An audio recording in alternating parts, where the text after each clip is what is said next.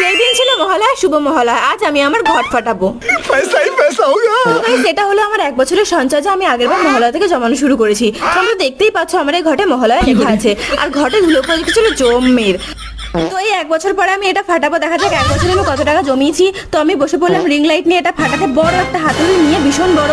প্রথমে আমার ফাটাতে মায়া লাগছিল, কারণ 1 বছর ধরে এটা আমার স্টাডি টেবিলে ছিল, এখন এটা ফাঁকা ফাঁকা লাগছে। তো প্রথমে একটা বাড়ি দিলাম, কিন্তু সেই বাড়িতে কিছুই হলো না। তারপরে গুদুম একটা বাড়ি মারলাম, আমার ফেটে গেল।